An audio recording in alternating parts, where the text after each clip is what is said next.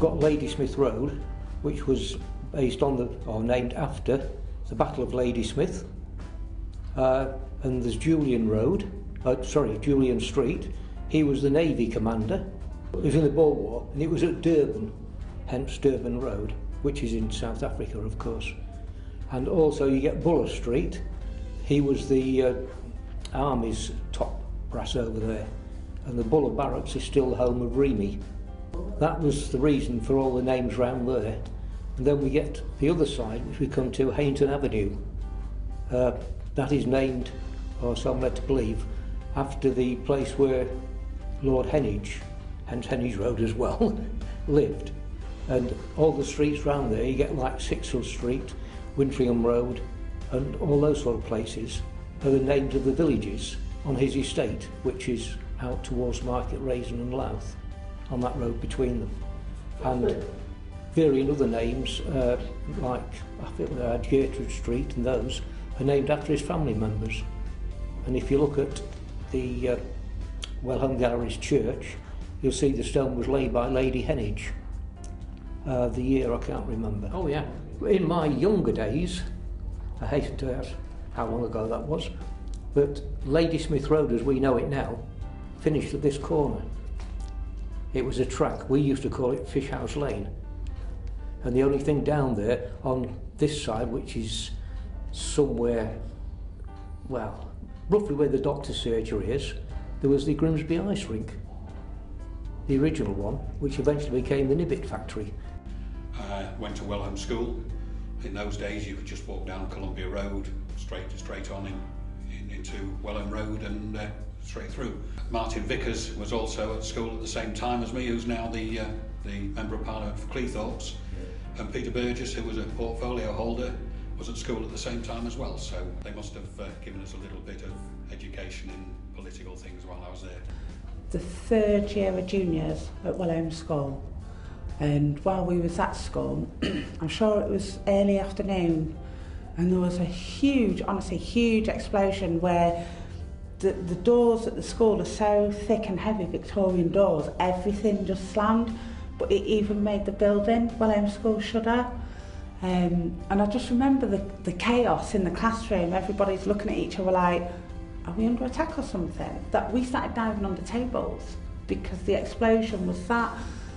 I don't know if it was the explosion as it happened or the sonic wave after it happened, but it was huge, it was literally huge. And it wasn't until we were walking home from school that evening that the dust cloud is still up in the air. Like 2 hours later, the dust is still up. And it was all cordoned off, and we was walking across the road on the opposite side, and that's when you could actually see the building had gone completely, but it had affected the other, because they were all terraced houses. It took 2 halves of the other buildings either side. I visit the school fairly regularly as part of my work. I'm doing a bit of community work in the area now, and I go there and speak to go to the community room, speak to some of the parents and teachers. I have managed to get into the school a time or two, and it's surprising how little it's changed really. Although of course in those days there were separate boys and girls schools and primary, junior and senior schools, whereas now it's quite a bit different. We didn't have a school field then either. That was a fairly recent thing. I think the last year I was in the junior school, I remember playing cricket on there, but before that we didn't have a field. And I remember looking down at the end of the playground and watching them building the multi-storey flats in Freeman Street. That would be in the 50s. Gradually watching them grow, watching the cranes. For me as a child, the one I remember more than any was the local shop where you got your sweets from.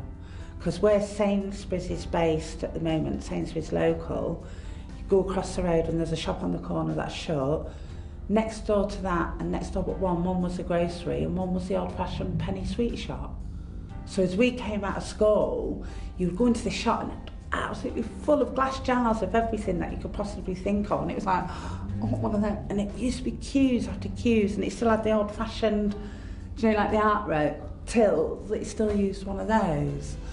But one of the treats for me in them days, when nobody had a car, once a week, the man that owned the shop, Harold Stubbs he was called, he used to take me out with him while he was doing his deliveries. We used to get in the van and drive round the houses round Beverley Crescent and round there, and it was a bit of a strange thing, really. People wouldn't believe you nowadays if you told me it happened, but he used to go round to people's houses and have a bunch of keys in his pocket and let himself in and go and look in the pantry and see what vegetables and stuff they needed that week, and write a list out, leave the stuff behind, and go and help himself to the money wherever it was left, and go away and lock up behind him.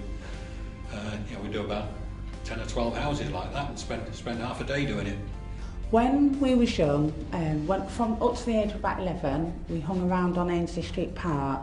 But Ainsley Street Park at that time, it was quite cool to us because we used to have the witch's hat, which all of us, we had a way of riding the witch's hat, which was a game where you all had to stand on the first row of the bars and hold on, and one person would start bouncing it from the outside, and then you'd have to start bending with your knees, and it was who was left on the witch's hat after you'd finish your game, because it was a bit hardiest actually. When you're young and you grip into something, it was like, wow, it felt like a roller coaster at the time. And then there was the French swings that was next door to the witch's hat, which was the old-fashioned swings that were long like that, so you had a person sat that side and a person sat this side. One of the places we used to go when I lived in Garden Street, when I wasn't very old, I used to go and play on the Ainsley Street recreation ground. That was a good place to go in the summer. There'd be about 50 or 60 kids on there playing. We'd play football in the winter and cricket in the summer, and climb the trees and run around.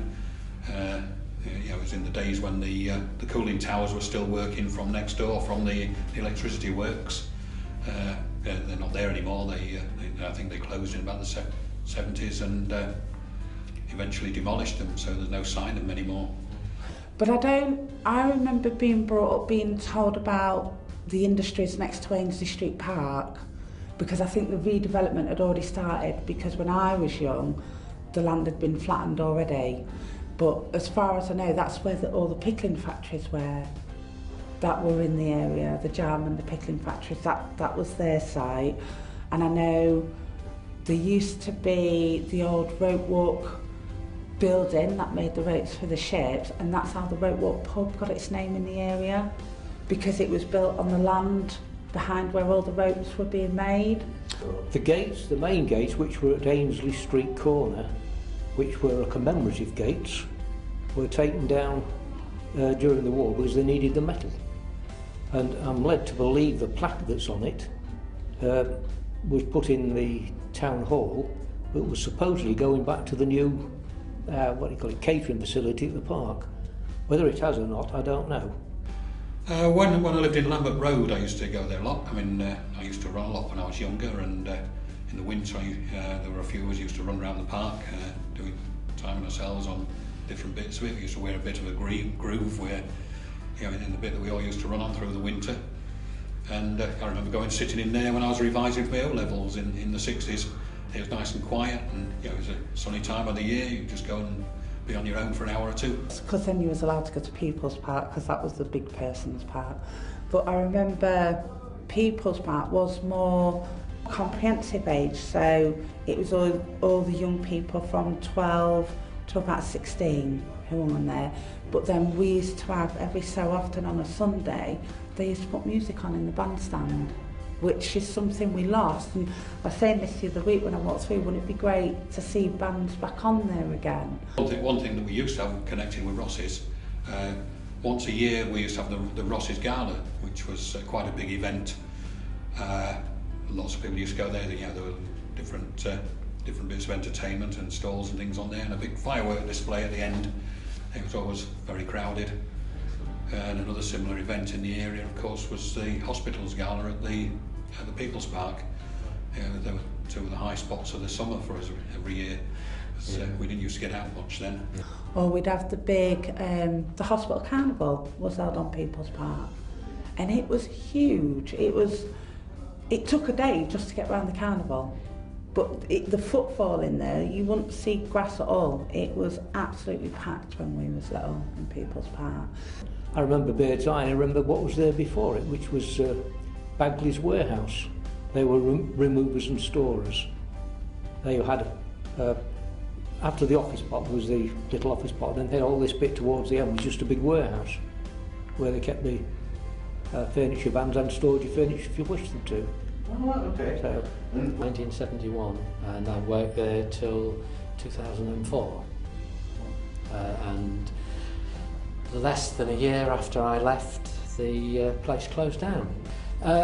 It was, when I started, it was principally a fish factory. We actually processed what's called wet fish, so we actually filleted the fish, skinned and boned it, and made what were called lamb moulds, which actually confused me when I first started because I thought they meant the animal lamb, and I thought, well, that's strange, making lamb moulds out of fish, but it actually meant laminated moulds, which meant it was laminating various levels of fish fillet and compressing them into a block of fish from which we cut the fish fingers.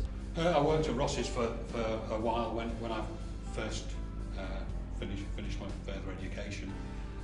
Part of my degree course, I worked there doing some statistical work in the factory. In actual fact, I helped to introduce the first digital scales in the factory. That would be in 1972, I think. I had a really big infrastructure within Grimsby. We had that there. Beside where we are now, we had a transport department all around this area. Beside it, behind it, we had a complex as well where the transport department was. Yeah, I wasn't very old. I remember the first fluorescent signs in town. It was a blue sign.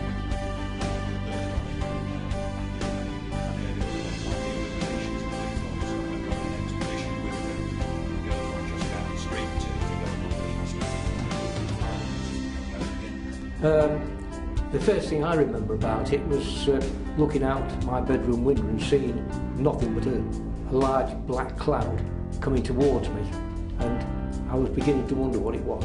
Then my brother, he rang up and said what it was because he worked there, and we came down and we stayed for quite some time watching it.